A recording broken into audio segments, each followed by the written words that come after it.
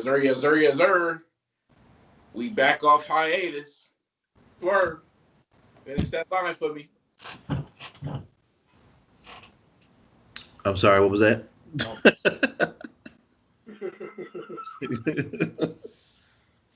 I said we back off hiatus. We're like a movie theater in New York. We're opening back up. Only to be closed shortly thereafter. So you're not gonna finish my line? I don't know what line you're talking about, sir. Let me introduce it the right way. We back off hiatus. Hi, haters.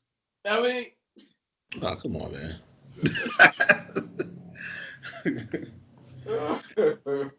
No idea you was gonna go there. Well, I mean, come on, man. It was obvious. It was a shot in the dark, but I just said, let me try it because you might have my back on that one, but clearly you didn't. Gentlemen and ladies and gentlemen, and everybody in between, and those on the outside. Word to Kevin Nash and Scott Hall. This is the No Pyro Podcast, coming to you live and direct, episode number 114 in this thing. Wagwan, as my people in the Caribbean would say. My name is Total Mac, a.k.a. TBD Mac, a.k.a. Sick Flair. In the building, not gonna lie, man. I thought it was Sick Flair like a few days ago. And my throat was getting like all raspy and warm. And do we have to change your name to COVID Kingston?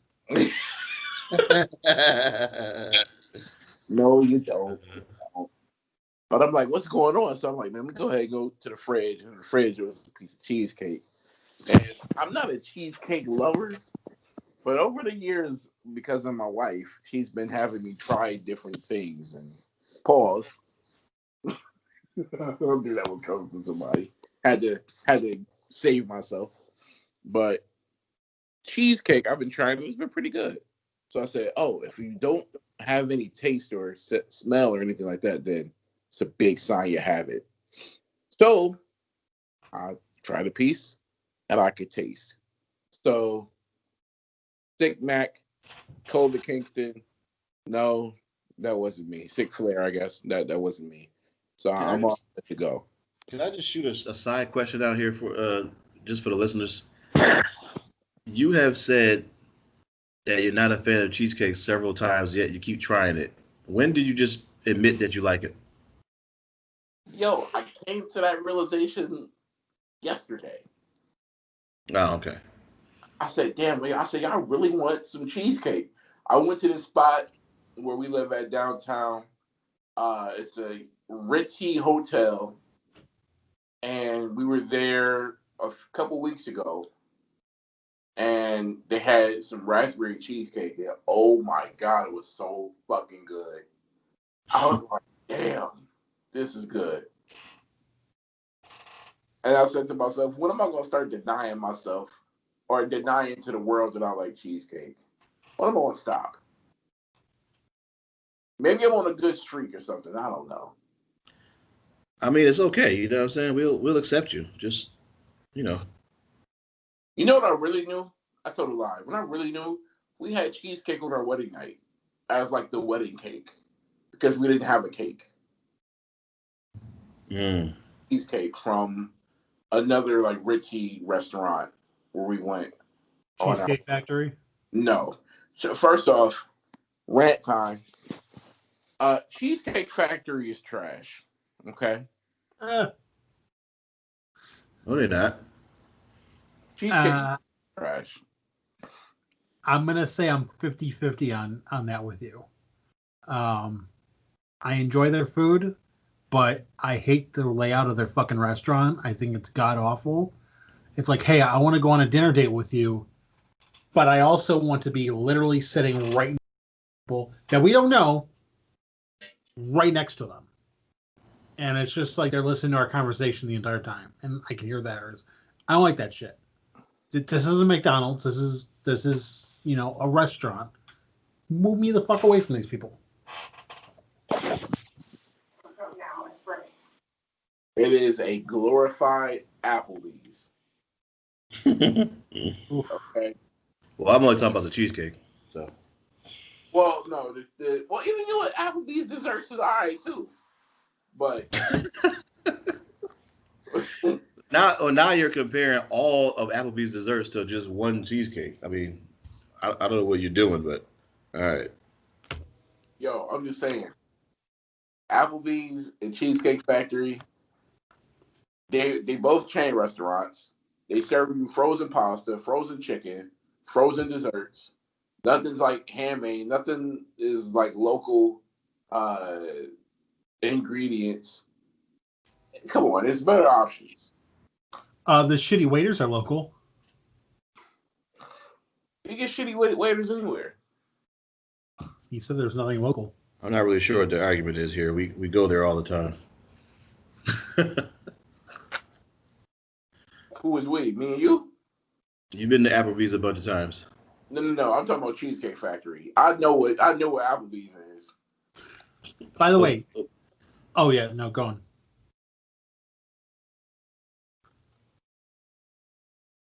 Oh, I was gonna say with Applebee's, we went there the other day.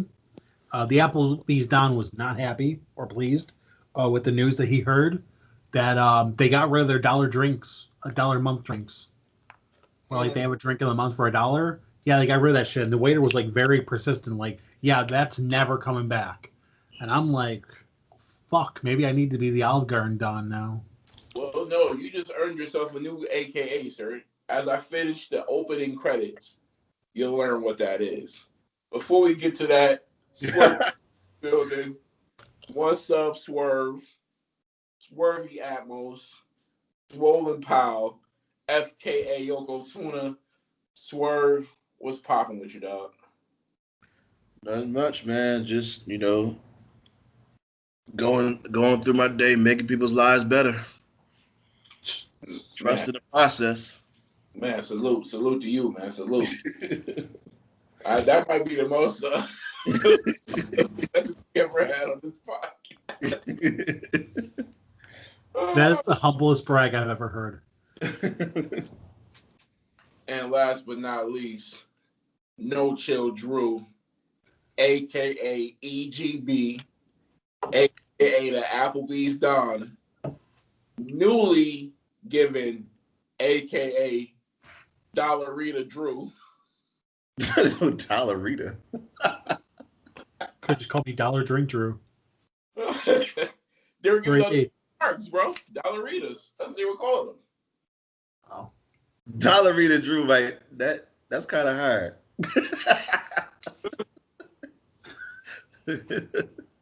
I mean, you put it out there in the atmosphere that you were upset that the dollar drinks were a thing of the past. And I still fucking am. Speaking of drinks, go ahead and pop that thing one time. Pause. Yeah, I'm sorry, but the pause don't help that one. That just sounds nasty. Saying that's true. Pop that thing. Ugh. Your pause can't cover everything. I was just trying to match your energy from earlier, man. That's all. I saw where you was and I raised that. You know what I mean? Yeah, I hear you. Oh, man. We were out last week. We're back this week. And we are in what they call the fourth quarter. Fourth quarter pressure. Is it safe to say we on a 2-week schedule? I don't know, man. Maybe. I think we're gonna be good to go for the long haul. This is the important season. Raw and SmackDown, quote unquote, have had their season premieres. Shout out to USA, shout out to Fox. I guess the draft was the season finale for each show. So now they're getting into the fourth quarter things with this meaning October. We're 11 days away from this month turning into November. December is right there, and then we got 4 weeks of Royal Rumble suspense. And then we all know what that is. Roll to WrestleMania. So for what 2020 was and what it is moving. And time waits for no man. So we got a lot to talk about today. And in the upcoming weeks and months, we'll have a lot to talk about. fantasy book, break down, react to. So it's going to be an exciting time. That's right. You got consoles, phones, everything coming out. I was going to say, let's get not a lot of gaming talk, but I mean, I've heard the PS5s get hot. I've heard the Xbox get hot. You know, I'm getting hot talking about it. What are y'all? What's going on with the heat seeking of these consoles? I mean, what do you buy? Do you believe any of the hype, or are you just saying it's fodder? What's going on? Hey, we got to talk about the UIs too. It's just conversation, man. People are anxious for these things to come out, so any little tidbit that of a rumor they hear, they're gonna take it and run with it. You know. Yeah. I don't think they out there burning your oven mitts. So. Yeah, there have been PS3s in the past that burst into flames and Xbox 360s. So that's why I never get it on launch, because you never know. Yeah, I mean, I don't think either company's going to have those problems again. I mean, you're supposed to be learning from those heating solutions that you tried in the past being cheap.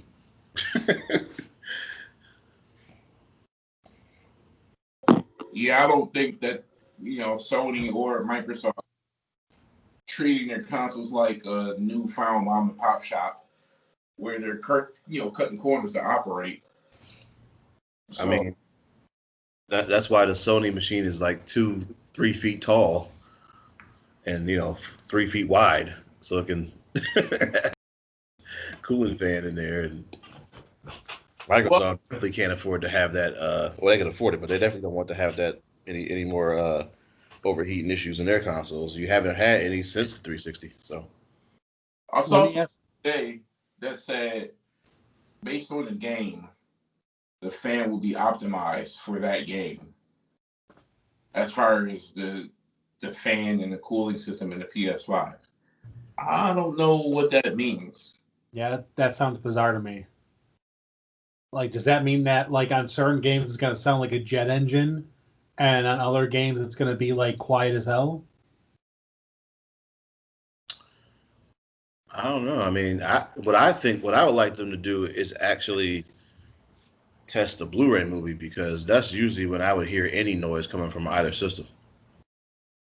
Because it has to spin, I think, more than when it does for a game. Since it's being put on the drive anyway, I heard rumblings from some people that these were most likely going to be the last physical consoles. And then after this, they probably just do games as a service, like kind of like streaming services, where Sony and Microsoft were kind of just leaning towards that. Do you think that there's any truth to that, or do you think that it's just some GameStop employee just blowing some kind of smoke? Yeah, they're just blowing smoke. I think Microsoft already talked about having a console like right after this one hasn't even launched yet. They was already talking about having a console that they're working on. So that ain't a good sign. That's what Nintendo did with the Wii U. Well, I mean, you could just let people know that, hey, we're not done making consoles. That's what I think that was. I don't think they're going to come out with it in 2 years. But hey, could be 3 or 4. Could be a mid-gen refresh again. Well, yeah, that will happen for sure. I don't think they're done making consoles though. All this hype, is too much money in it. It's way too much money for them to leave it on the table. So, I mean, do I think we're closer to the end than maybe most people think? But you've got 8K 2-3 years out. You've got that around here. I don't like the mid-gen refresh thing, because I feel like it just takes away from the leap, the next gen leap that you get when you actually do come into next gen. Because for me, having a 1X and a Pro, I mean, yes, the new consoles do look impressive in some parts, but in other parts they don't look all that great. They don't look too much better than what I have now. So I think from somebody coming from a regular PlayStation and a regular Xbox, they're going to be thoroughly pleased. But other folks be like, well, it looks slightly better. You've already been hearing some of the people who've been reviewing the games, and I think one of them was a racing game called Dirt 5, and there was another game called Yakuza or something like that, where they were like, it looks, it plays smooth, but it doesn't look next gen, and that's kind of a problem. You know what I'm saying? Like, you about to drop down another $500, and some of these games don't blow your mind. Well, but here's the thing: there's a lot of games that come out when they launch that look pretty close to the previous generation's game, and then you start to see like the big leaps, the big improvements, 2-3 years into the cycle. And I remember PlayStation 2 games, launch PlayStation 2 games, a lot of them look like PS1 games. And by the time that system was dead, they look pretty close to PS3 level. I mean, obviously they weren't, but they looked considerably closer. So I think as we get into it and as they get better with those dev kits, you're going to see the graphics get a lot better. Usually it does take about 2 or 3 years before you actually see that big jump. Yeah, I mean, they find out how to work the system a little better toward the end, but I just think that, and those are usually only specific developers. You're not going to get everybody doing that. Those are like your Grand Theft Autos and people who come out toward the end anyway. Of course, they're going to make it look good because that's just what they do. You're not going to get any developer fucking blowing your goddamn mind. I mean, that's not going to happen. Yeah, I do agree, though. If you're getting a regular PS4 to a P5 or Xbox One to an Xbox Series X, yes, it is a huge, huge leap, a Superman leap. But if you're like Swervy Knight coming from One X's, I mean, yeah, cool, but it's not that big of a leap. And then I was going to say, one thing you're forgetting that, I don't know, maybe 6-7 years ago wasn't a part of this next generation console package was get ready to buy a new TV. And if you're a home audio person, you got to be prepared for HDMI 2.1 and VRR and FreeSync and all this other stuff that most people are like, what? So to get the full immersed experience for a console, these are things you need to prepare yourself for. So we're probably talking anywhere from upwards to, if you're talking like bang for your buck or like getting upgraded to the highest level, you could be spending $5K. But see, that's why I understand why they are selling a better system and a, let's call it, bargain system. Especially Xbox doing this with the S series is, if you're getting the X series, those are the people that are going to be getting, the 4K TV, the huge, surround sound, everything like that. Whereas the S are people who maybe have 1080p and are just happy with what they got and just want a new system so they can continue playing the games that they like. They're not looking for that huge graphical, blow my mind and knock my nuts off. They just want to keep on playing, the games. They just want to play, Horizon 2 or God of War 2 or whatever. They don't care, is what I'm saying. So that's why I can definitely see why they chose that bargain console as a, hey, if you just want to get the system, here's a cheaper alternative. Whereas if you're somebody who's very much into the tech, here's a more expensive system that comes with more bells and whistles. I think just based off the fact that Sony and Microsoft will support the older generation for another year or so, you'll see the Horizons and things like that come out on those consoles. I got a guy he's a PlayStation head pretty much, and I was talking to him about the systems briefly. I was like, the P5 on the way out, and he was like, I was like, you got a pre-order? He was like, my P4 worked fine, and that's what he told me. That's what he left it at that. So Yep. I'll tell you this much though: they say that they're going to be supporting it for a little bit, but a lot of those games had console exclusive PS5 when they did the show, which means they're going to support it for a little bit. They're not going to support it very long. And also, let's say you're into the sports games. We all know what they do with that. Same with 2K, like WWE 2K. Yeah, we got the game on the 4. I mean, it doesn't have career mode, doesn't have, deep franchise. It doesn't have, ultimate team. It doesn't have all the features you're looking for, but we got it. Yeah, I mean, those are just things to kind of get you off. I mean, the only thing they should be excluded from those is things that the system can't actually do. Those sound like all things that the old system can do. Well, they'll sit there and say that the reason that they put it in there is because the disc can't handle the memory. It can't handle the memory. That's what they did when they switched over from the 3 to the 4.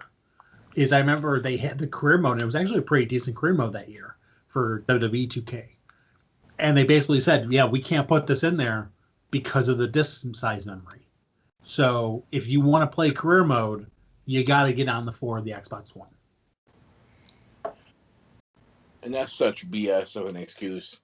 When you see Red Dead Redemption taking a 48 gigabyte update. Stop.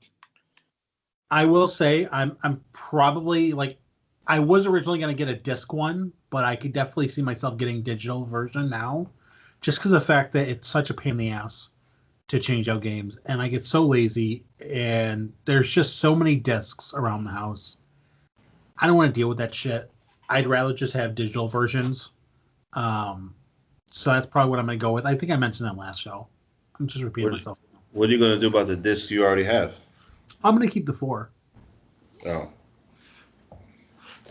So you're going to get the 4 and the 5 discless, or are you keeping the 4 and then switching over to Xbox? I'm keeping the 4, and then this is the thing. I actually really have to do some research, because the whole thing is if I look into Xbox and that Game Pass, man, that looks really good. I'm gonna have to see how they're doing it, because I mean, if they're doing it where games that are launching are right away on there, I might go Xbox, just because I mean, if games brand new are gonna be $70 I'd rather just pay a flat fee and just play them. Because once I beat them, I never play them again.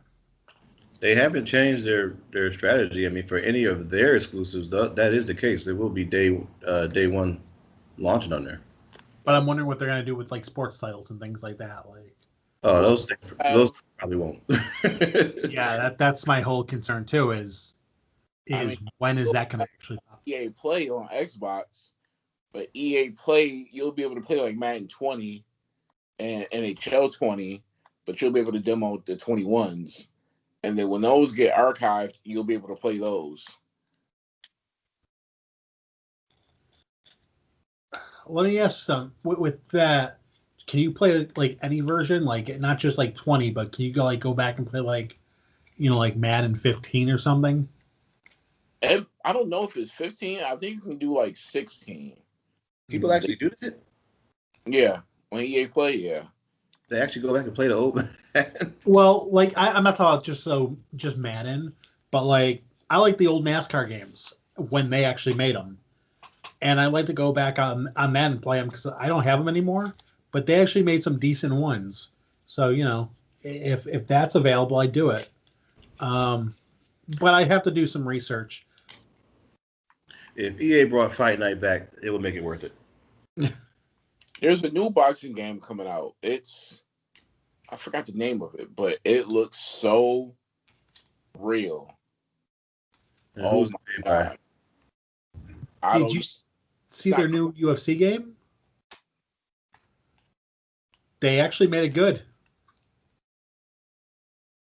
The one that's out now? Yeah. I heard all good reviews about it. People were complaining about the graphics in that game. See, I hear the gameplay is way upgraded. Oh, it might be. I don't have it. I mean, I know somebody that do, but They was getting complaints about having ads in the game and all the other stuff that those sports titles do. I think 2K did that too. They stuck some ads in the game after a month after it's been out. Well, 2K does that. Well, they're saying PS5 has got ads all over the fucking place, so good luck. Speaking of greedy fucks,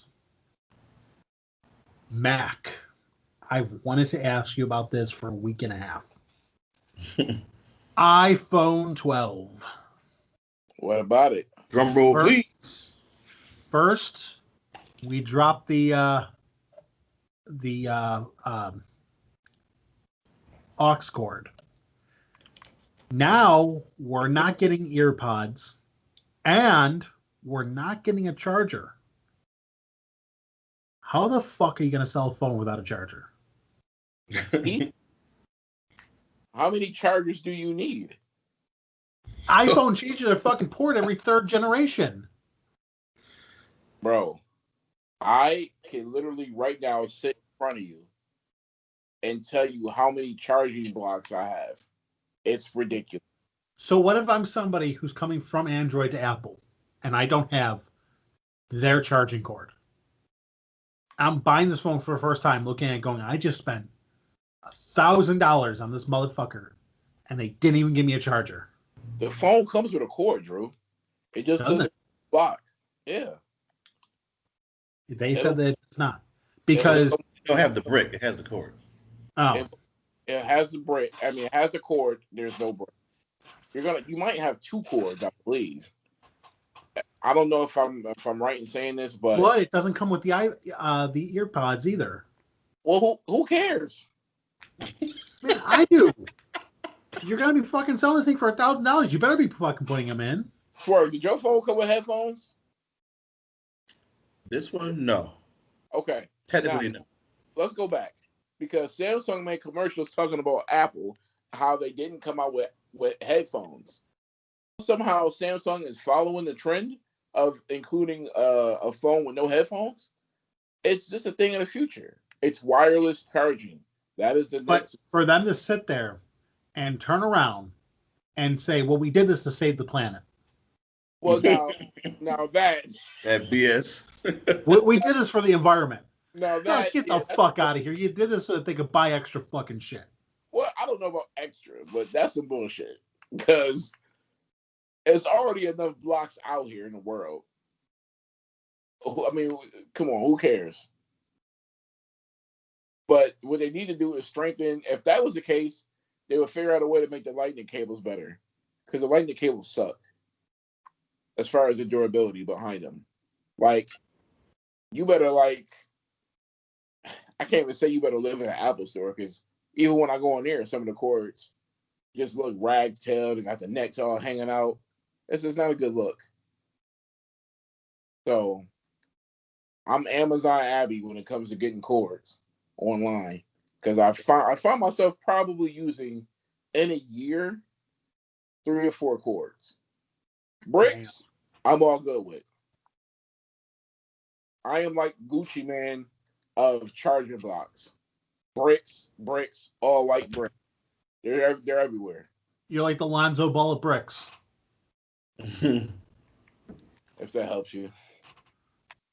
But yeah, no, it's a thing of the future, Drew. I'm not one of these idiots who will tell you, oh man, there's not going to be a charging block in the package you're making it so small. Oh my God. Who cares? There's bricks everywhere. You have a brick for your iWatch. You have a brick for your Apple phone from 6 to 7 to 8 to 9. The bricks don't change unless last year's they did change. But the one thing that people need to be worried about is that the USB-C connection, that's what you need. They do change on the Android side. They give you fast chargers. Right. That's what you need is the USB-C connection. Fuck everything else. I'm talking about the bricks. The bricks do change on the Android side. They give you fast charge, bro. Well, no. The Apple did change last year as far as the brick. So what they're saying is if you're coming from an 11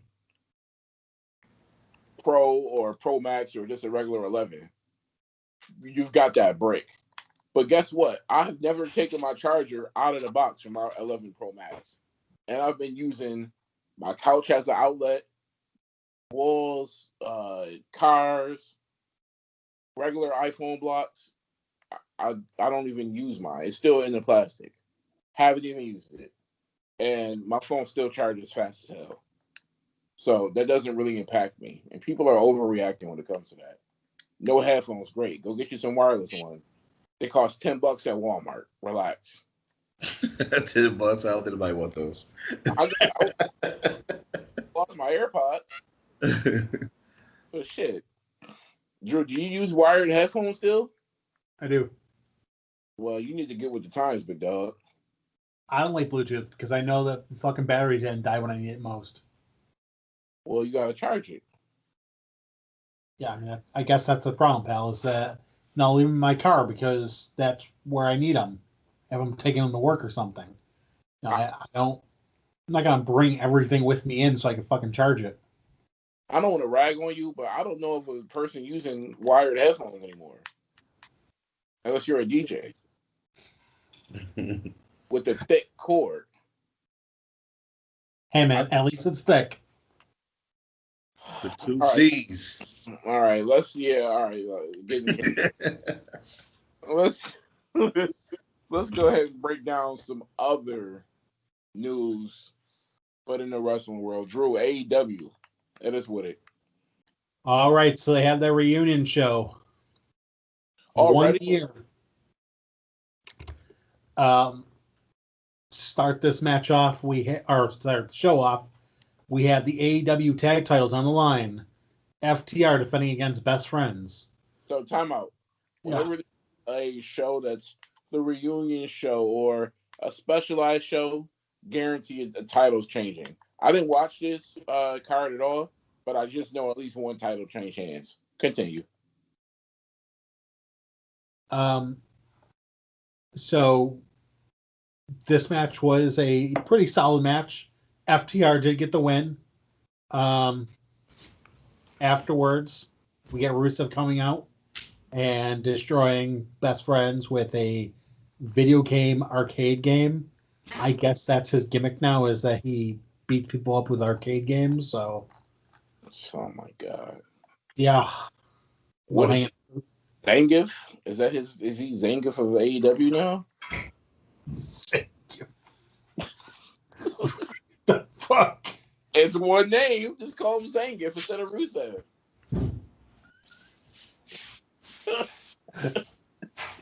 Oh my god, that makes so much fucking sense too. I mean, I am Zangief. I smash you. Wasn't Zangief from like where is Rusev from? Russia? Isn't Zangief from Russia? Well, he's from Belarus, but they called him Russian because Vince didn't know where Belarus was. Oh well, yeah. He was billed from USSR. Came out with the tank. Yeah. Oh, I'm sorry, Bulgaria, not Belarus. Wow. He's Bulgarian, but Vince doesn't know where Bulgaria is, so he called him Russian. It was a country, but okay. All right, Vince. So the next thing we have is Rusev in action with Kip Sabian against the Denny Special, Ham and Eggs on the anniversary show. We're bringing out the ham and the eggs. Oh, shit. Reunion Ham and Eggs? Yeah. Damn. And you know what? Afterwards, the staff, including the busboys, came out with a cake with, like, you know, a little sparkler in it and sang happy birthday to him. But yeah, Rusev and Kip Sabian got the win. Reunion Ham and Eggers are like when you get that one egg and you crack it and it's a double yolk. That's what this is.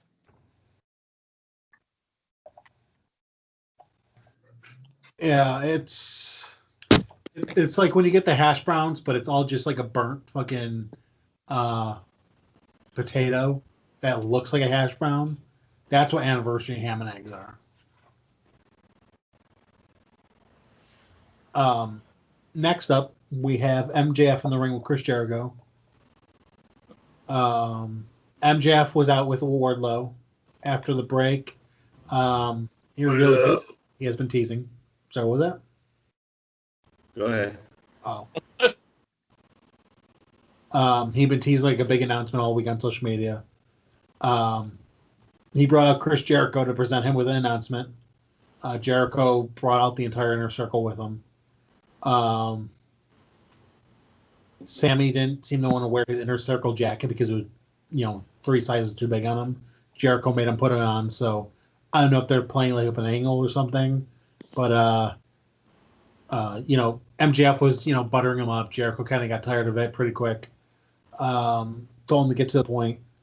Basically, MJF had said that he might want to join the inner circle. Ortiz grabbed the mic and said he doesn't want MJF in the group. Jericho said that he would think about it. He suggested MJF meet him next week for a steak dinner. So that's going to be an angle on this week's show, is a literal fucking steak dinner. It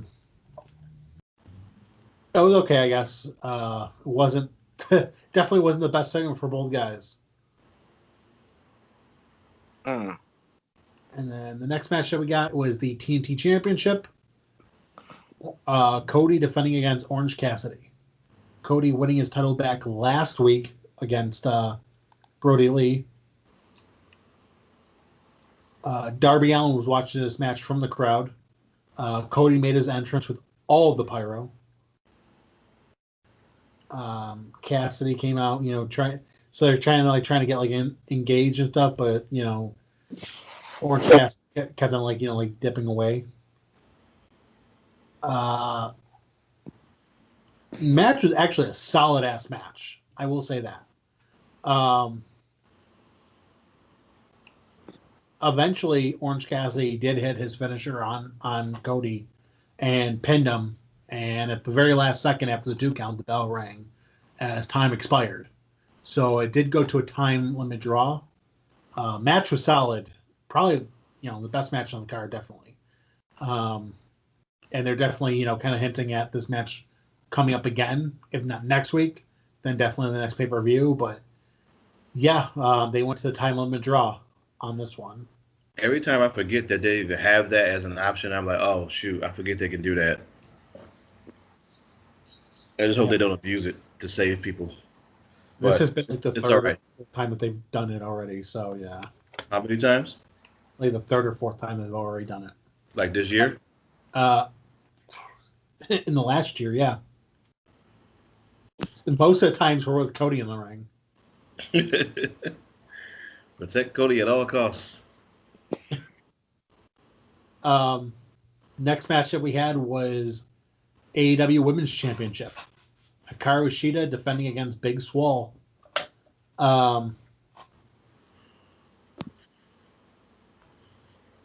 This match was not as good as the previous one. Shida ended up getting the win after a German suplex. It was definitely a hard-hitting match, but it wasn't a great match. I do feel bad for the women on the card because it just seems like their matches get overlooked. But it's because really the only woman that they're building up is Britt. So that's kind of on AEW. When you say get overlooked, what do you mean? Like, it's the least watched segment on the shows. Okay. Like, nobody seems to get that's something that AEW is doing, though, is what you're saying, right? I think that they're focusing on one person in particular. And when they do that and it's a women's match not featuring that person, it's like, turn the channel. And AEW seems to know it because you could definitely just feel like the energy from the commentators and everything is like not the way it would be for like an Orange Cassidy match or something. And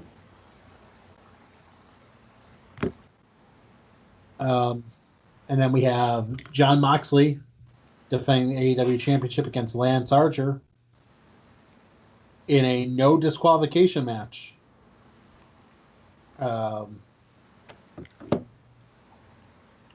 This match was also a solid match. Smash Mouth? Yes. I'd call it Smash Mouth and a Slobber Knocker. I don't even know what that means. I believe it means when you sing the theme song for Shrek. the "It's been one day since you looked at me." That's That's Bare Naked Ladies, actually. oh, that's Burning Ladies. Okay, wrong band. I'm like, the fuck is he going with this? Yeah, that's the wrong band.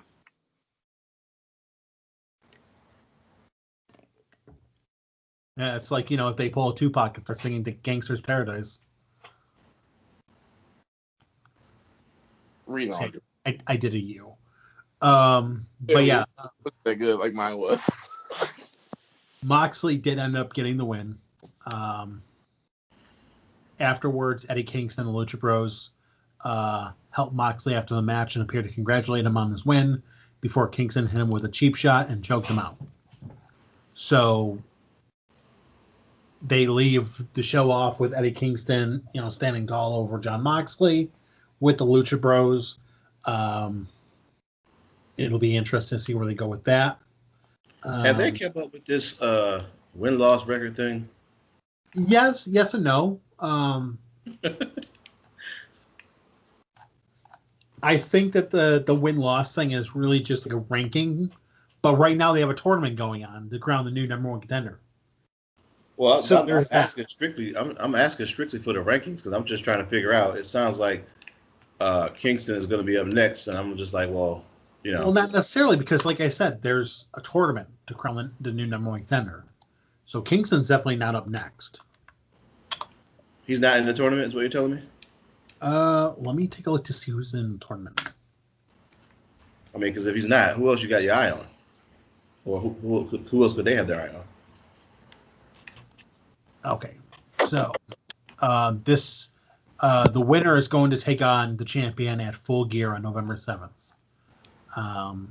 It is an 8-man tournament. First round is going to be Pentagon taking on Rey Fenix, Kenny Omega taking on Joey Janela, Colt Cabana taking on Hangman Page, and Wardlow taking on Jungle Boy. Oh, shoot. Wardlow. So already you can tell, kind of already who's going to be in the finals of this tournament. Do we think Hangman will take on Adam Page? Not Adam Page. Yeah, Hangman's going to take on Kenny in that finals. Like, it's just like, what, you think Joey fucking Janela is going to make it? No, come on. You got Colt Cabana, who's not even the leader of his own fucking stable. You got Wardlow, who's a lapdog for MJF. You got fucking Jungle Boy.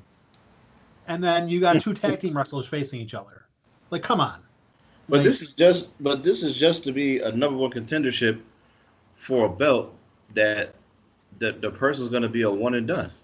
So it's not like they're going to have a 3-month program. That's the thing that I don't get with these title matches. Like, Lance is already done. He's pushed it back. Okay, nice to see you. Now what? So that's why I don't want the winner to be that special. I feel like this tournament is its own storyline because the whole thing is that Kenny and Hangman were tag team champions. They've broken up, and Kenny keeps on, Hangman's living in Kenny's head rent free. That's all he talks about is how he can't stand his old partner, how he's glad to be free of him, but he talks about him every 5 minutes. Like, that's its own storyline. So you can definitely see those two facing off in the finals. That's its own storyline. But based on what you just said, don't you think there's potential for them to veer off and do that storyline? And in the meantime, you could build something for somebody else within this tournament. You definitely could, but at the same time, they're trying to build ratings as well. So you're saying they should treat the tournament like how WWE may treat the Royal Rumble. Drew McIntyre, perfect example. Yeah. Put all your chips in one basket. That or, treat it like they used to treat King of the Ring when it actually meant something. Where it's, hey, you win, you get a title shot at SummerSlam. Not necessarily means that you're going to have a long storyline with that person, but you're going to get a title shot and we're going to tune in to see if you can cash in. Yeah, I mean, it necessarily didn't mean that, but because you were next up, you were getting that treatment. That's all I'm saying. And for somebody to just get a title shot and then, all right, I'm done. Thanks for coming. Okay, it's like, now what you do with this person? Like, what's going to happen to the leader of the Dark Order now? Well, he ain't in this tournament. That's for fucking sure. Right. Yeah, I mean the tournaments and the rankings kind of kill momentum from guys, and then surprise spots like what you had at the end of AEW Dynamite.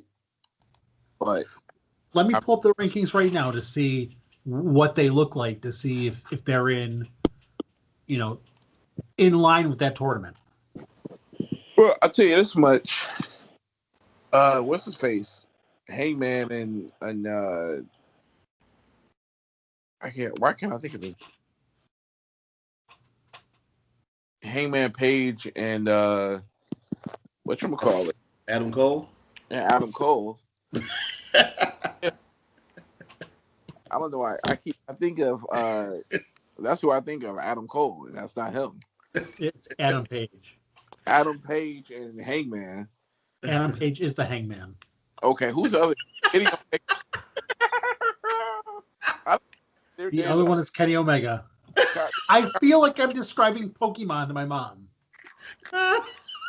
So which one is Pikachu? They're all Pikachu, right? No, fuck. That should be the title. Adam Page is the Hangman. Oh man. Adam Page. You're like that grandma who goes into fucking GameStop looking for a Nintendo and pointing at the Xbox. Yeah, the Nintendo. Are you telling me, Drew, that I pre-ordered the Xbox One X instead of the Xbox Series X? Is that me? I'm saying you pre-ordered the Xbox 360 because it was more numbers, and that obviously means it's better. So yes, Kenny Omega and Hangman. They're not singles competitors for that long. So how high up could they be ranked? So I just pulled up the rankings. Now, here's a fun way for them to do it. Actually, that I've noticed as soon as I pull up the male individual rankings, they have both Jon Moxley and Cody listed as the champions. So the rankings not only going towards who's in line for the World Championship, it's also who's in line for the TNT Championship. So they're kind of using the same rankings. But number 1 is Lance Archer. Number 2 is Brian Cage. Number 3 is MJF. Number 4 is Brody Lee. And number 5 is Scorpio Sky. None are in the tournament. None. Now we go to women's, and already I know that this is kind of fucked because 2 of these women I haven't seen in fucking months. But number 1 is Nyla Rose. Number 2 is Big Swole. Number 3 is Penelope Ford. Number 4 is Abaddon. And number 5 is Britt Baker. And they spent so much time building up number 5 and have just kind of completely neglected the top 4. And then tag teams, they have Best Friends, Young Bucks, QT Marshall and Dustin Rhodes, Butcher and Blade, and then Santana Ortiz. So this tournament is like, okay, whatever rating system we have, don't go by that. I just feel like the tournament is, hey, here's a way for somebody who's not in the top 5 to get a tall shot. See, there shouldn't me being who's number 1? Number 1 contender was Lance Archer. So shouldn't Archer say, hey, wait a minute. Yeah, you won a tournament, but I'm the number 1 contender. You got to go through. I mean, that, or he could sit there and say, okay, you get your title shot after yours, I got next.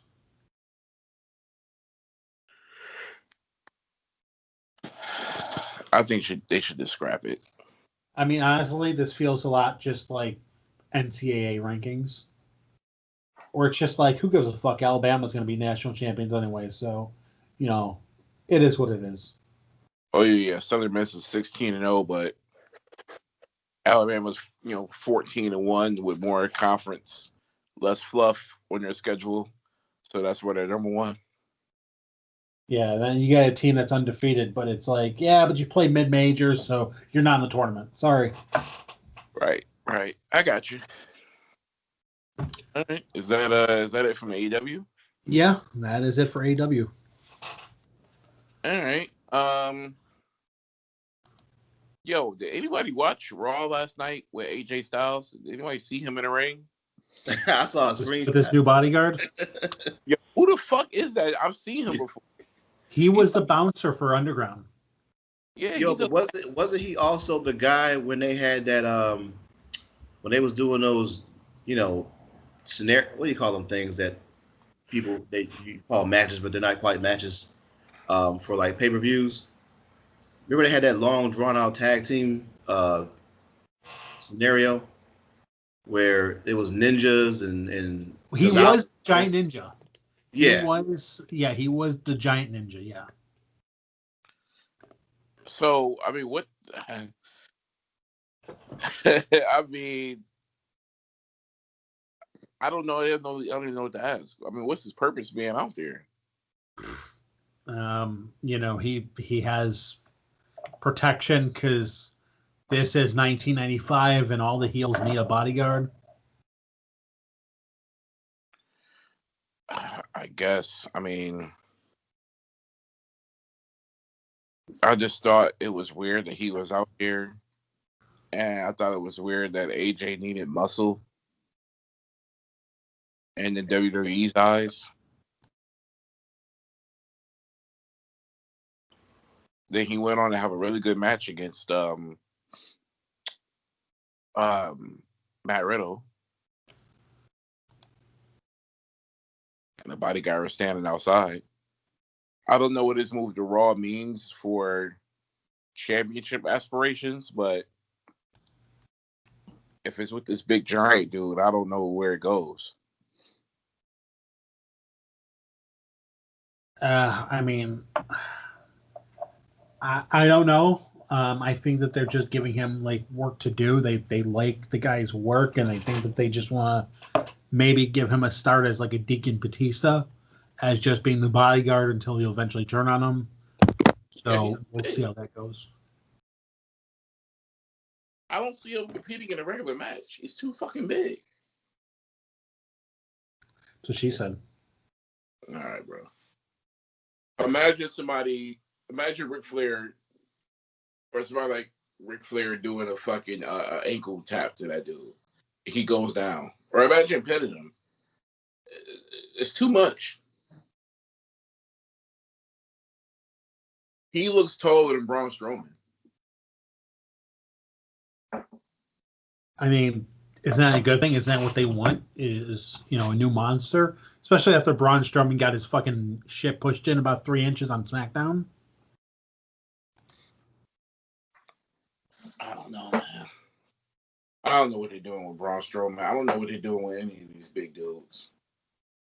Big dudes in wrestling are the old school back to the basket power forwards in basketball. They're dead.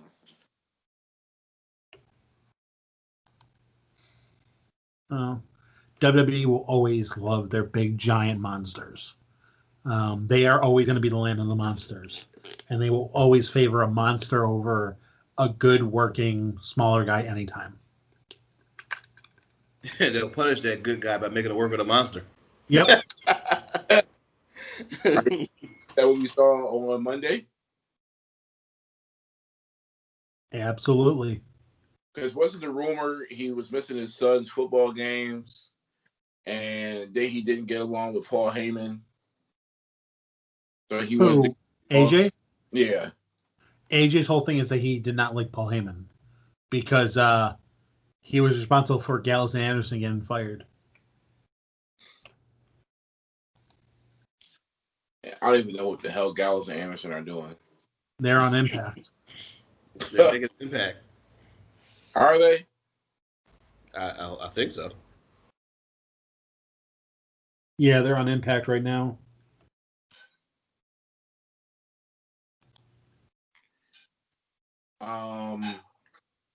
Drew, I don't know if you were saving this for dirt, but I want to just say it now. I heard that the Was it Retribution? I think that's dead now. Retribution's not dead.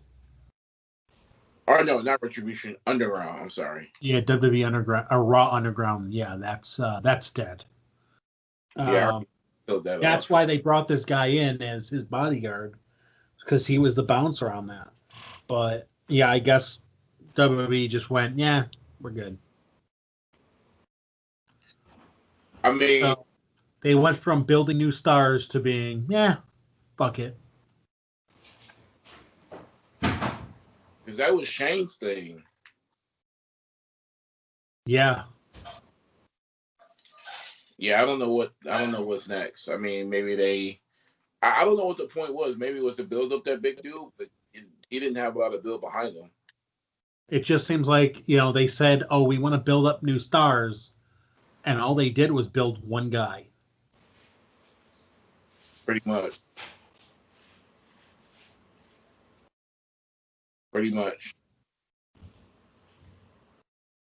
I don't know what's next in the WWE for certain guys, but I did watch the draft. We saw a power switch with AJ Styles going to Raw and then going to SmackDown.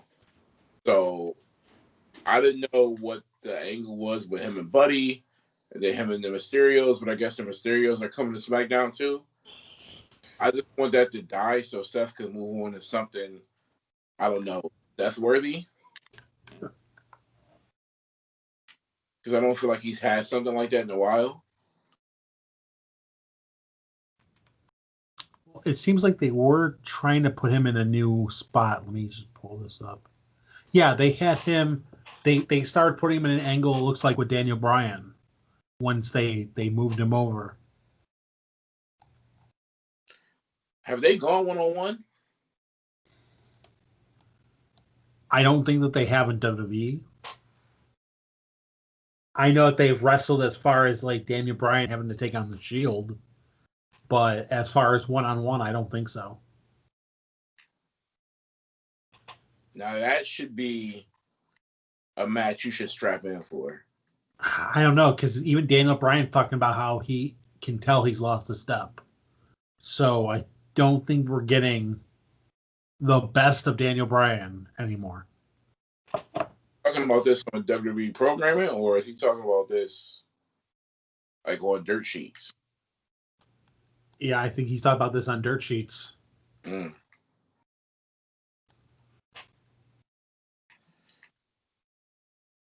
If there's anybody that can stop Roman Reigns from his heel, I think it would be face Daniel Bryan.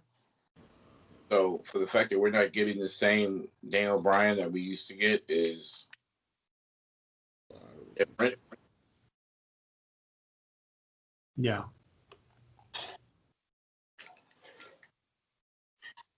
I mean, I hope he can get back. I don't know if he can, but I hope so. Well, it doesn't help that he took so much time off, and then he took more time off because of COVID. Yeah, he was out for a long ass time. I mean, he is one of the good wrestlers, and for him coming back and he's gonna be a player on SmackDown already, and that's big. They just got to do something important with him, and don't waste him. Yeah.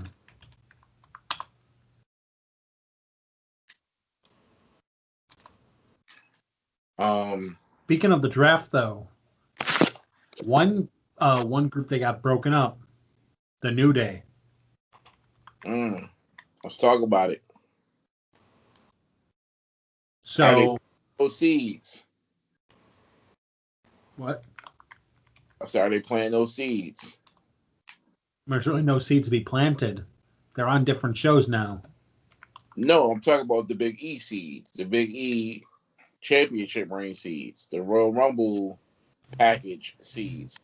I think that they're checking out to see if he's up for it, as far as if he's worth pursuing. It's really easy to just package him with a New Day and be like, hey, this is great, But until you actually get him on there, by himself, you don't know what you have with him. You just know what you have with the New Day. True. I mean, when him splitting up with New Day, are we getting a new gimmick? Are we getting new ring attire? Here's the thing. I hope that we don't. Just because of the fact that that's what really kind of made him. If they do give him a different gimmick, I hope that he stays sort of the personality that he had in New Day. I think that if they had him just jump Xavier and Kofi and show up the next day on Raw with a suit, I think he would have been dead in the water. Yeah. I think he would have been fucking dead in the water. Because we've seen it time and time again. If he's going to show up, yeah, have your own ring attire so that you're separate from the New Day, but keep that personality. Because that personality is what's getting you through the door. And charisma is everything. So what's your approach with him then? Are you keeping him New Day and then fading him off, or are you going to hold him off of TV for a little bit and then do a slow build? I would not keep him off TV. I would, if anything, I would bring him on TV right away and slowly start to develop him into that new character, keeping kind of the personality, letting him show his charisma.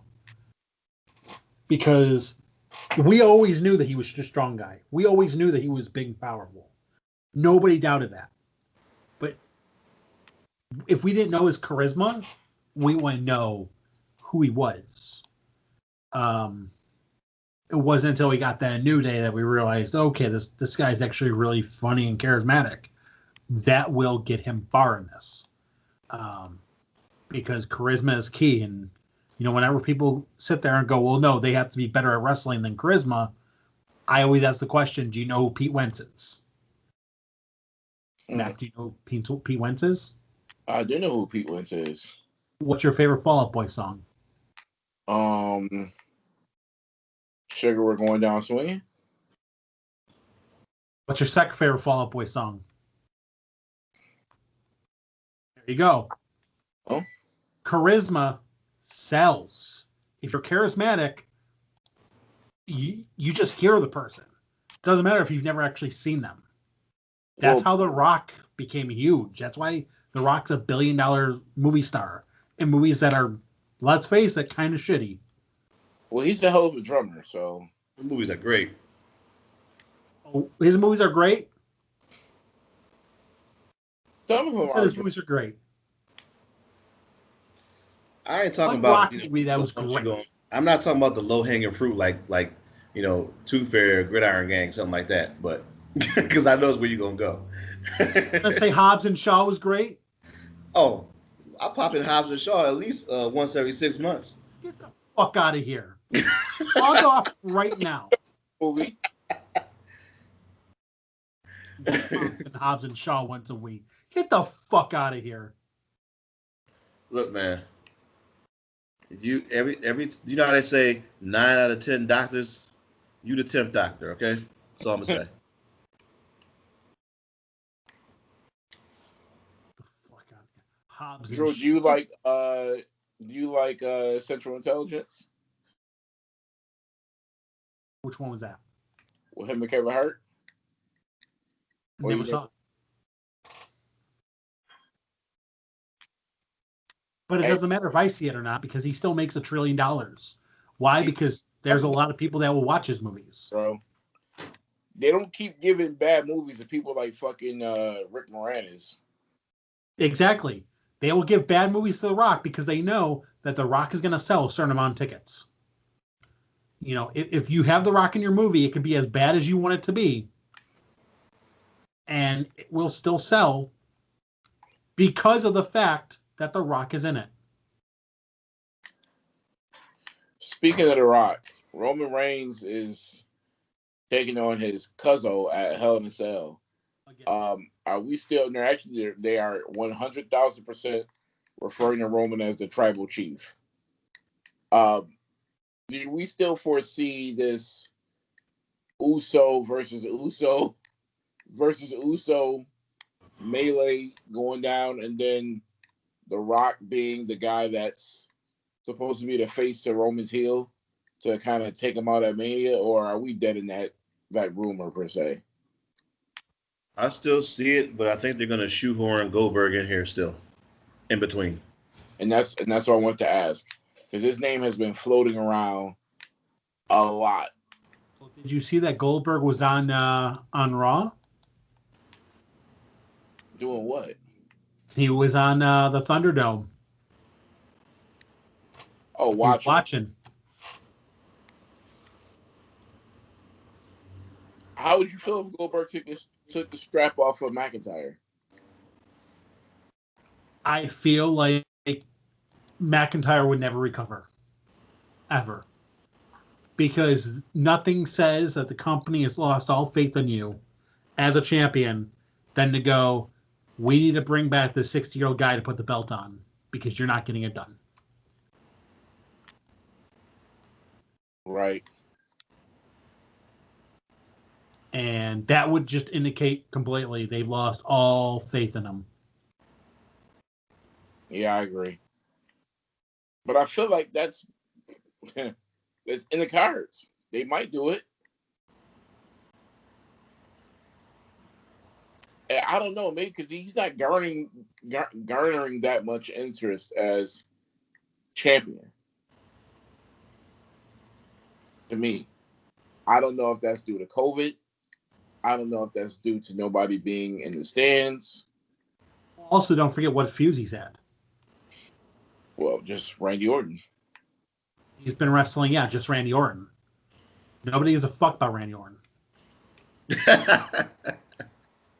But Drew, that's where I saw this coming. I'm like, how are you going to make this dude a face? And you've got all these other guys that are faces. Why not make him a heel? They need to switch him out for a heel. Who, Orton? No, McIntyre. McIntyre? Yeah. He's a dull babyface. Yeah, I mean, I was saying that he should have kind of swung that around like right after he won the championship. Right. Because he sucks as a babyface. I mean, I think everybody knows that, but I don't know. I mean, after this Orton program, however that's going to go, he might have. I don't know if he's going to make it all the way to this WrestleMania with the belt, because that's just looking at what they're trying to do and who they're maneuvering around, especially if they get Brock back on the phone. Yeah, I don't know, but he'll have to be. I mean, Brock, if they do, and they do a rematch, he's going to stay a face, obviously, because Brock can't be one. He just can't. But if it's somebody else, like you just don't know who they have in mind, they may make him go heel, and he'll be better at that for sure. But they'll do something stupid like take the belt off him while he made that transition, and he's doing a better job. So I don't know. They'll find a way to mess it up. What they should have did with McIntyre is have maybe somebody run a gambit through a lot of superstars on the underground, and then let's say Shane called up McIntyre, who in my angle would have nothing going on, and he would come down to Raw Underground and beat a big Scottish show enough and kind of just like run amok down there, and then you can start your slow build for your heel process with him, because I don't know how you're going to make him a heel. I mean, hopefully they find some way to do it, because if he's going to stay face, like you said, Drew, he's boring, he's dull. Swerve, you said he sucks at it. I agree. They're going to have to find a replacement.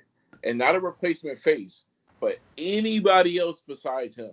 Because I'm not saying he's a bad champion, but I just don't. I don't think it's the right time for him. He's not anything special as a babyface. He is very vanilla. I do like champion that gives you a little bit of flavor. And he's not that. He's very much just, I'm here to kick ass and help everyone and do my duty and all this stupid bullshit. He basically just gives the same lines Hulk Hogan used to give. And it's just old. Nobody cares. Yeah. I don't know.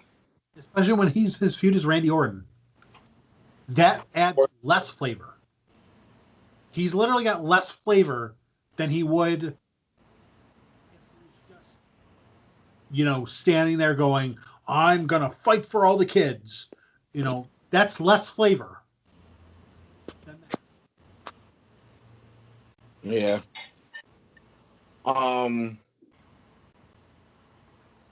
Alexa and Bray, what do you guys think was going on with that? Bray's on Raw now. Could he be somebody who replaces Drew McIntyre? How would you feel if he got another shot at the belt? Maybe he can get revenge against Goldberg. Listen, I know man. that Swerve's gonna hate it, but I don't hate it. Wait, Drew, you wouldn't hate that as well? I wouldn't Am I hate that. alone? I mean, they love the full circle shit. That's why I asked. I like it mainly because of the fact that you have, some vanilla, let's call it, and you have Bray Wyatt coming in and kind of giving his flavor, and he is a different flavor. I get it that you don't like him. I get it that you think he's kind of cheesy, but I like him. No, I'm talking about him going against Goldberg. I don't want to see that. that shit no more. Don't bring Goldberg back. Well, if you're gonna bring Goldberg back, is to put him down. He's coming back whether you like it or not. It's just that who do you want to see him against? I don't. Hey, I don't want to see him back at all.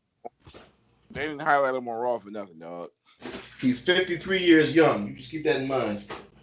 Yeah, the only thing I want to see about Goldberg is his son put on a shirt.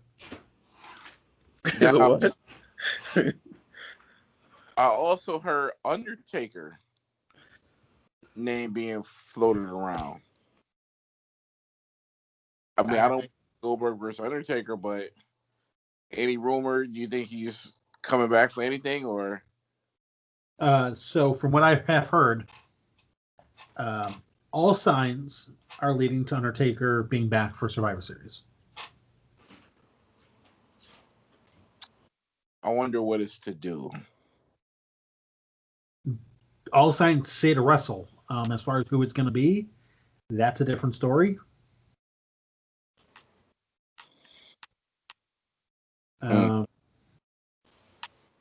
As far as if he's going to be wrestling some, schmuck, who knows? But as far as right now,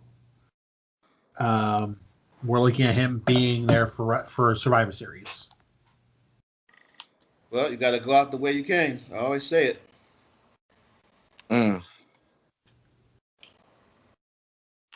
Last match vibes? Is that what? Naked and crying.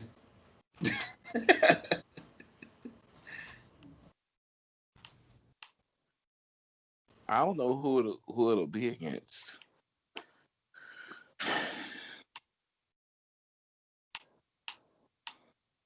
I'd watch Shawn Michaels Taker again. I'd slip my wrist in a bathtub if I had to watch that again, actually. Yeah.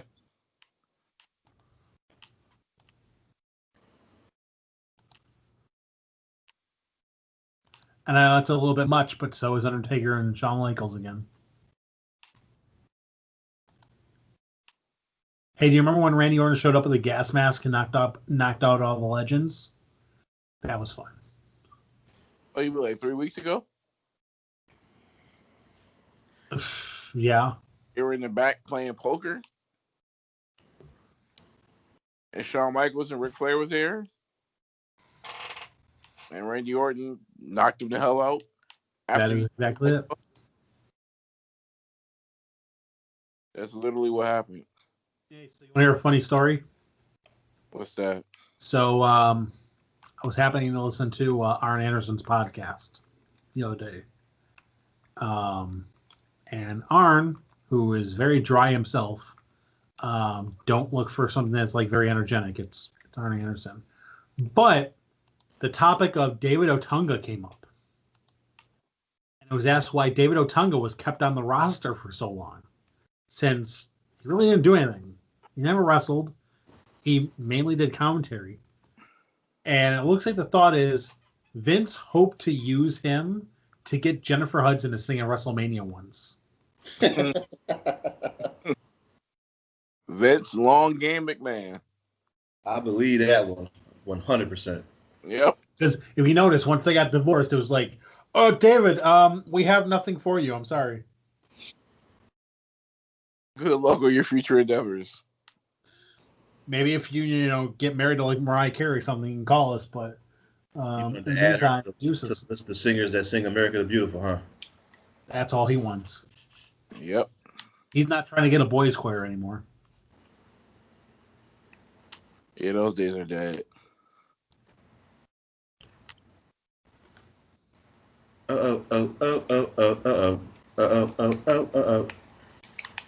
That's throwback right there. Throwing it way back. That's I can't. That's who was that? New shoes. I can't wait. I can't wait. You know what I mean?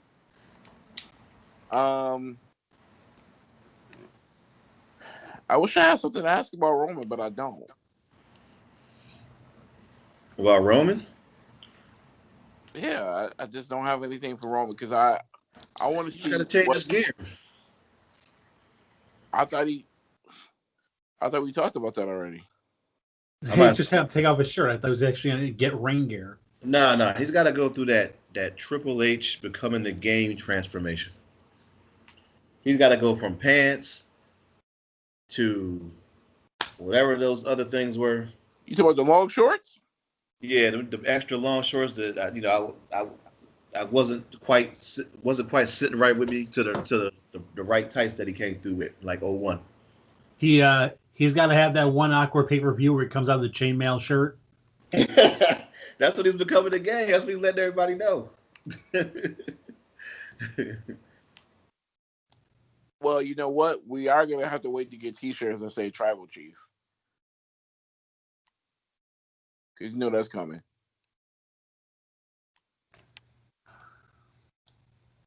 Yeah, because right now his T-shirts is pretty bland. They got to have some kind of flair to them, and they have zero. Show up, kick ass, leave. Aren't you so clever? Right. I'm waiting to see what this pay-per-view is going to do for. You talk about numbers? Come on, man. I ain't Kevin Lyles, man. All right, LA. I just want to see what they'll do next because after this is Survivor Series. Am I correct? Can we just take a moment though to acknowledge Jey Uso in 2 back-to-back pay-per-views? The guy who barely made pre-show is main eventing 2 pay-per-views in a row. Hey, that's what happens when you're cousins with the big guy. Yep. Nepotism, man. That is nepotism at its fucking finest. Is it nepotism when he was down for 10 years and never even touched the mid-card? I mean, is it really? I mean, to be from there to literally just shoot up to be top guy because now Roman's booking his own storylines and it's like, I want my cousin in this. Well, Drew, he's not like he's Eva Marie. I mean, he is talented, right? Are we just going to act like... Speaking of Eva Marie, it looks like she's making a comeback, by the way. I can't wait. Where? From the grocery store back to her front door? No. From, her doing a million different things because she's so goddamn talented to the WWE ring. And all I can say Mainly just Pornhub. All I can say is, finally, we get some fucking talent in this place. Because you can't have a women's revolution without the greatest female wrestler ever, Eva Marie. Damn, Drew, you really made me lose a legitimate question I had. Thank you. You're welcome. Yeah, the Survivor Series is next up, I believe, after this. It is. Okay. Now we get to see how shit's gonna unfold. This is a throwaway pay-per-view. Call it that if you want. This is Jey Uso's time. Jey Uso's time was last month. Oh, wait, he's fighting Jimmy this week? I mean, I forget him. I don't even know which one's married to Naomi, honestly. Who was the one who got arrested for the DWI? That's the one who's married to Naomi, whoever that is. Whoever got arrested. I'm assuming it's Jimmy. Dang, I wish it was Jay, because then she could come out to try to save him, and then Roman could attack her too, but well. Still could. I mean, Vince probably doesn't know the difference.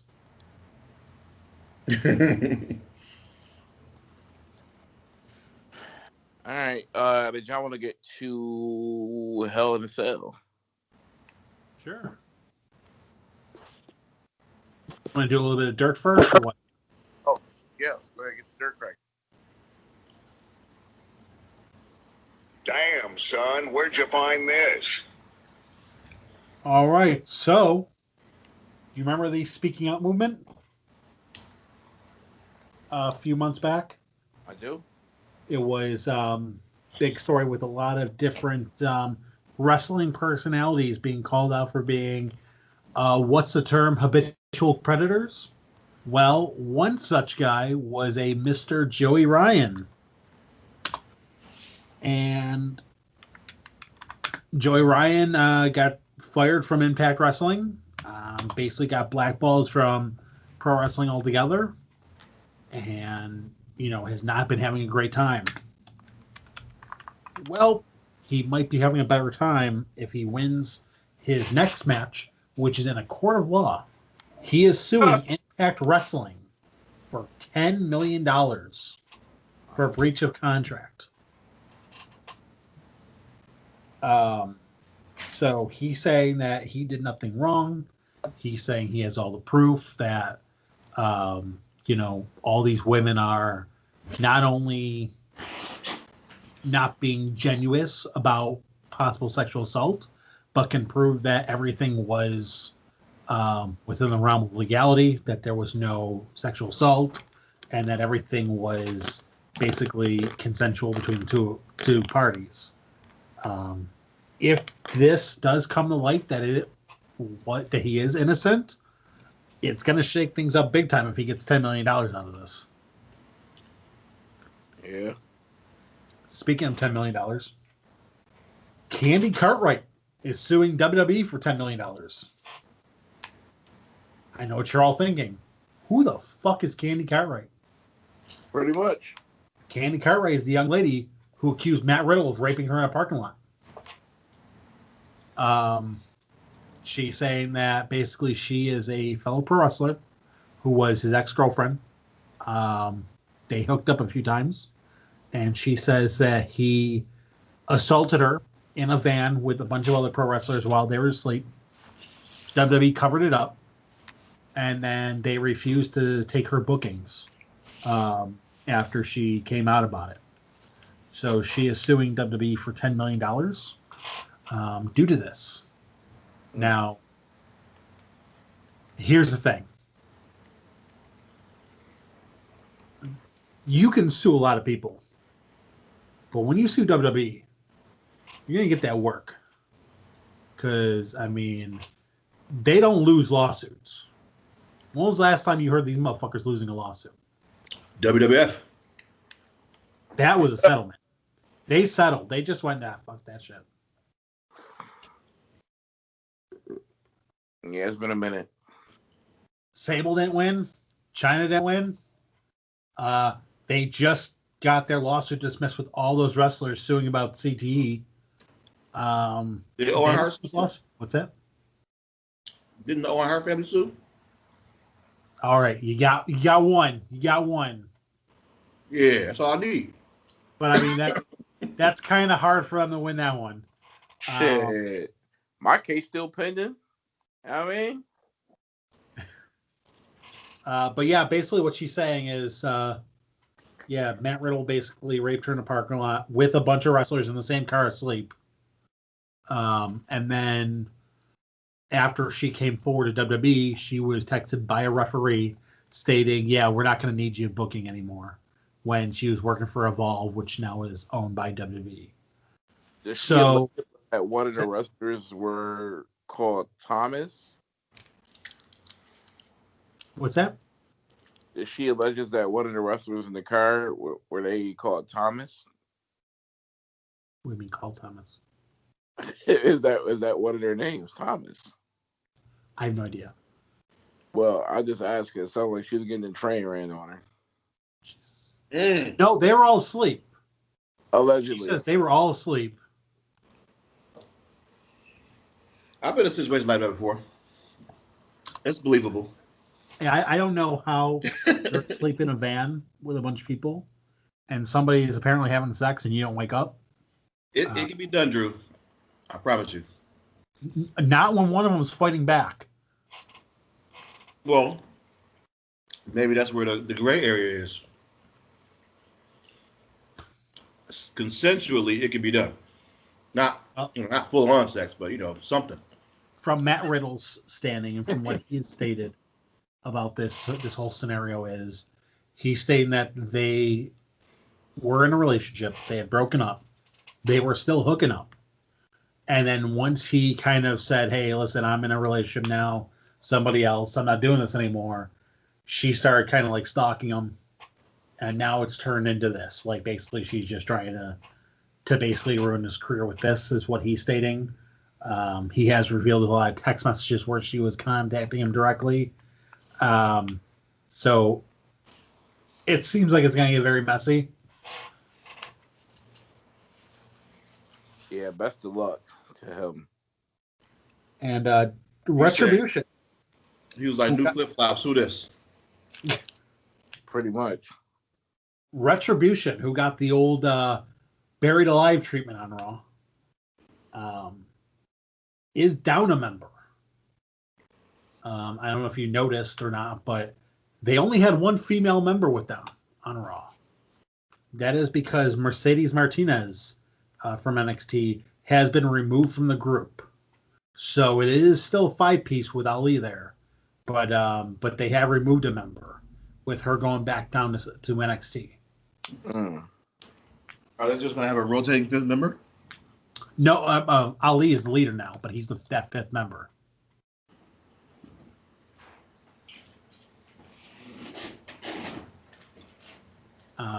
That's all I got for dirt. I did just want to point out JR's quote of the week, which unfortunately we don't have a JR's quote of the week, so we're going to go to a Charlie Caruso quote of the week because she picked it up for JR.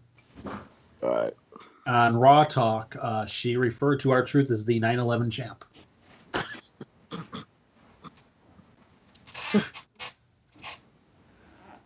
Oh, Charlie. You gotta love her. You gotta love her. All right, let's get into Hell in a Cell. This Sunday, 5 p.m. Feels like we just had a pay-per-view. Well, we were gone for a couple weeks, so yeah.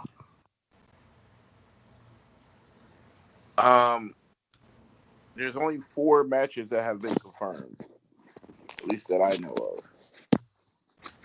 Let me see if there's some more. So let's go with. Okay, we have one more. All right, Kevin Owens versus Aleister Black. Anyone care? Aleister Black still employed? He's got a new gimmick, or like a layered gimmick. Hmm. Yes, he's there. That match literally can go either way. But I'm going to pick Aleister. Yeah, I would pick Kevin Owens to win. I mean, why? I don't know. Who cares? Drew, anything? Oh, let's go with Drew McIntyre or Aleister Black. Third guy. I'm picking Aleister only because I feel like the WWE feels Kevin Owens is more rehabbable, can be rehabbed more than Aleister can. Yeah. Moving on. Dominic Mysterio versus Seth Rollins versus Murphy. Main event status. Let's go.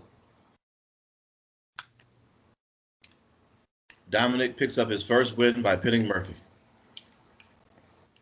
I think Dominic's going to lose this one with the help of his sister. So his sister's going to interfere on behalf of Murphy.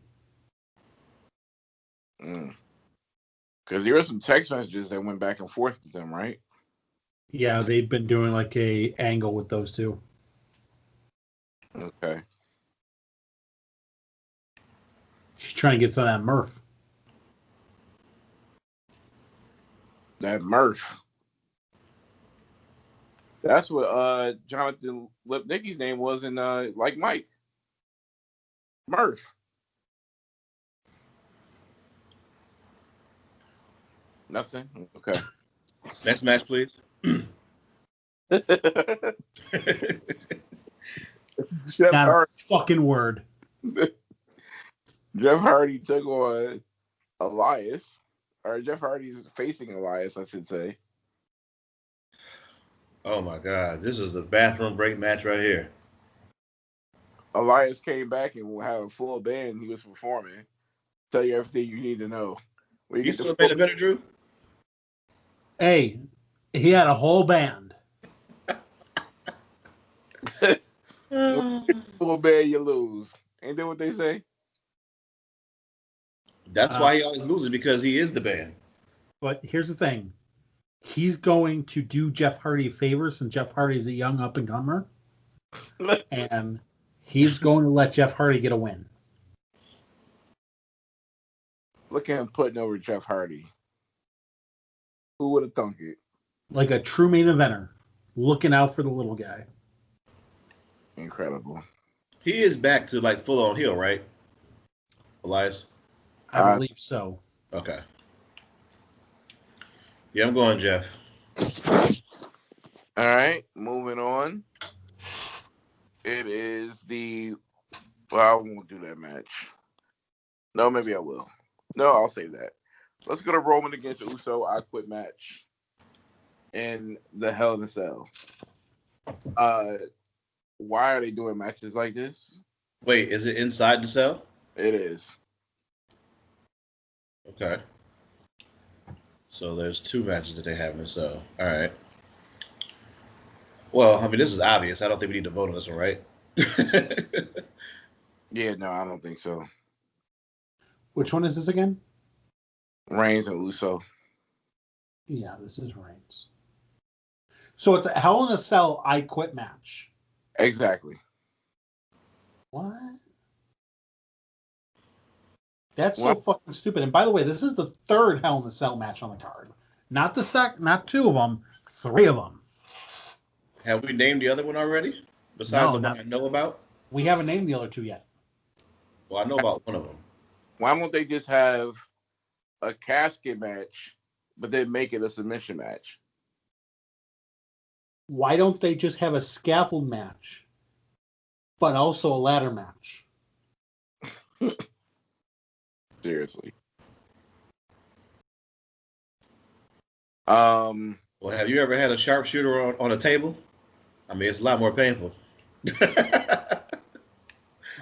I've heard. Can't say that I have. Moving on. the next match of the night is Drew McIntyre versus Randy Orton. Hell in a Cell. Oh, damn, I forgot about this match. Yo, I forgot about. I'm giving it to Randy Orton. I'm gonna say he wins. I know I'm in the minority, but that's what I'm doing. So you might not be, because I want to also say this. I'm thinking that he could get it for a month, but that would extend the program. Because I feel like Randy Orton can't keep doing these 3-month programs where he lose all 3 matches. He's did it like 3 or 4 times. Right. Eventually, he's going to have to taste gold again. Right. But on the other hand, this is to help Drew, and I don't think they're going to take the pedal off of him. So I'm going to go against what I normally would say, and I'm going to say that Drew's winning this one.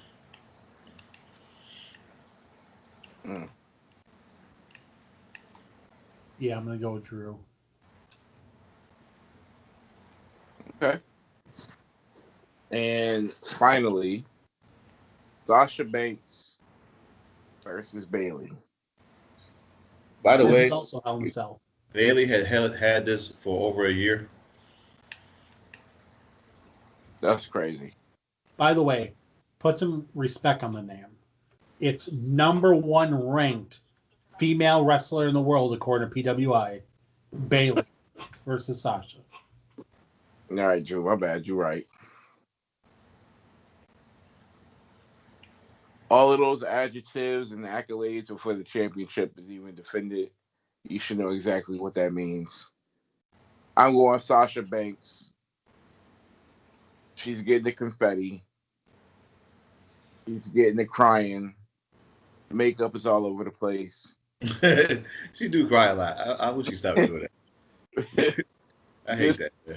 This is going to be her night. I'm going. Now, she's not dropping this before WrestleMania. Wow. You don't think so?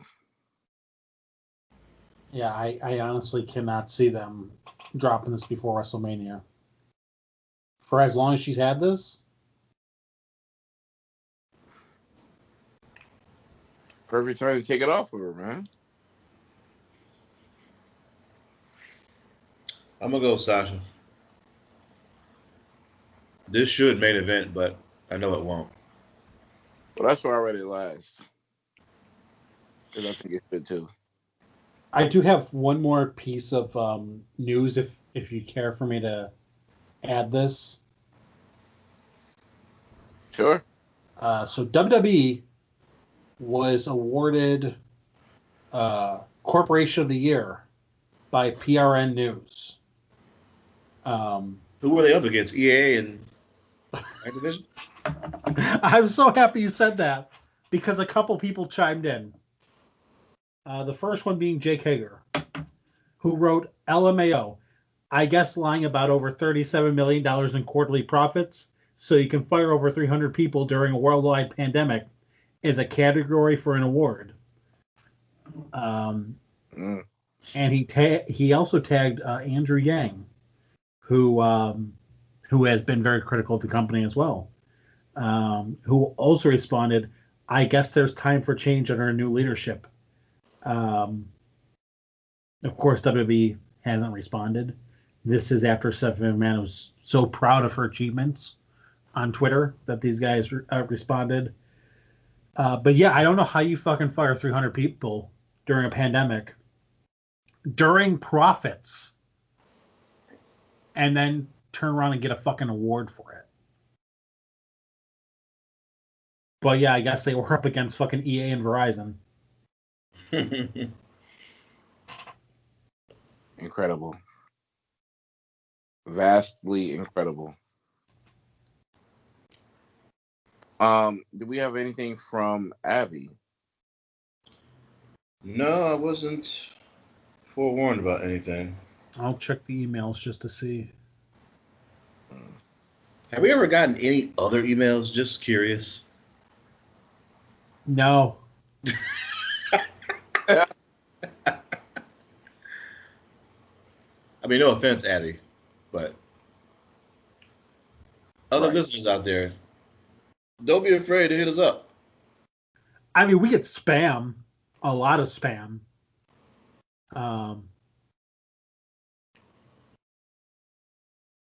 But yeah, we don't get anything else. Well, hey, if you're on Twitter and you want to DM us, go right ahead. We ain't freaky, we ain't nasty. You can DM us. We'll respond. Hit us up.